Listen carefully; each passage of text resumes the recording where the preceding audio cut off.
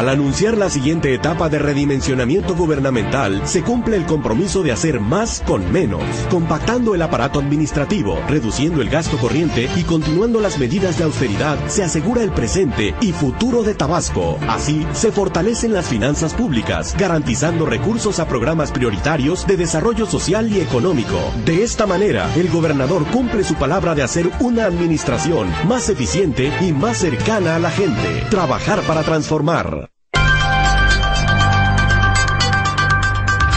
8 de la mañana, 13 minutos. El día de ayer estuvo, como usted sabe, aquí en la mesa de trabajo de Telereportaje, el secretario de Finanzas, el contador José Sáiz. Fue cuestionado sobre diversos temas, incluso le preguntamos sobre lo que distintos actores han comentado en torno a la situación financiera de la entidad, entre ellos Arturo Núñez. Y así se refirió José Sáiz del senador Arturo Núñez Jiménez. Vamos a recordar. Cuando menos el senador sabe sumar, pero no sabe interpretar la información económica. Y eso es claro por una simple circunstancia. ¿Nos puedes ayudar entonces? Por una simple circunstancia. Primero, la cifra que da efectivamente es la suma de los 3 presupuestos que se han tenido de 2007 a 2009. Pero no aclara, como yo lo manifesté en una ocasión, que hay recursos de libre disposición y recursos etiquetados. Es decir, recursos que el Estado puede definir qué hacer con ellos. Y recursos los cuales ya viene su objeto muy definido y se ejercen específicamente en eso. Si dividimos el monto que él establece, estamos hablando casi que un 60%, los recursos ya está perfectamente definido cuál es el destino de los mismos. Es decir, no hay ni siquiera la posibilidad de que el Estado determine qué hacer con esos recursos. De manera que si esto lo vemos, evidentemente la cifra es totalmente diferente a la que él considera.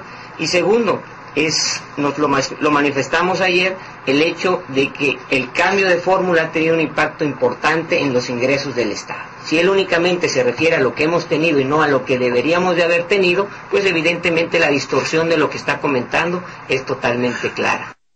8 de la mañana, 14 minutos. Y bueno, pues sobre el asunto, sobre lo que refiere ayer José Sáiz, pues el senador Arturo Núñez está en la línea telefónica y quiere precisar. Senador, ¿cómo está? Muy buenos días. ¿Qué tal, Emanuel? Buenos días, como siempre, gracias por la oportunidad. Gracias, senador. Pues escuchó lo que José Sáiz expresó ayer de usted.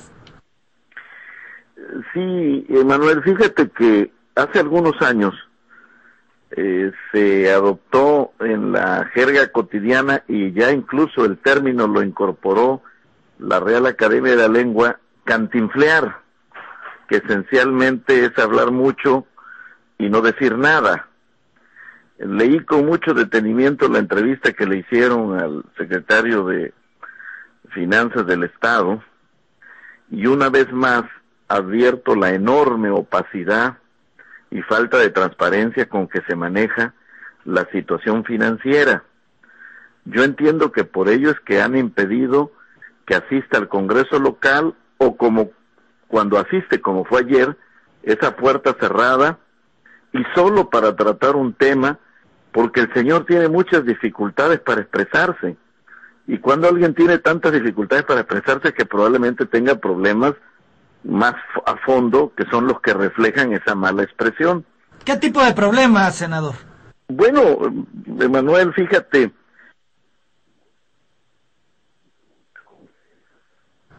¿Sí? Perdimos la comunicación, vamos a tratar de restablecer el contacto. Son las 8 de la mañana, 16 minutos. Mañana 17 minutos, 8:17. Estamos restableciendo la comunicación con el senador Arturo Núñez. Senador, le preguntaba que qué tipo de problemas tendría el secretario Sáiz. Y evidentemente, Manuel, si hay problemas de expresión, pues los problemas de interpretación tienen que ser mayores. Ayer, en algún momento de la entrevista, muy al inicio, Chuy, tú le preguntaban de qué monto es la deuda. Y hay aquí una joyita, tú le dices, y en total, ¿a cuánto asciende el monto, la cantidad? Y él responde, de alguna manera, aquí hay un punto importante. Estas líneas están topadas por propias circunstancias del Congreso. Es decir, tenemos un límite establecido hasta el 8% de los ingresos, que es únicamente que podemos utilizar como herramienta financiera de liquidez, lo cual trae una revolvencia anual, porque la propia ley así lo establece. Tiene muy definido cuáles son los parámetros de y ahí lo interrumpe Chuy. Es decir, deliberadamente se esconden en un lenguaje que, como decía Héctor Suárez, ¿qué nos pasa? No nos pueden explicar cuál es la situación financiera del Estado. Ya en enero, la propia Georgina Trujillo, diputada federal, Estela Dagdú, diputada federal, tuvieron que salir a corregirle la plana al gobernador del Estado, Andrés Rafael Gravier Melo, cuando nos dijo que no iba a haber excedentes petroleros este año para informárselo a los municipios.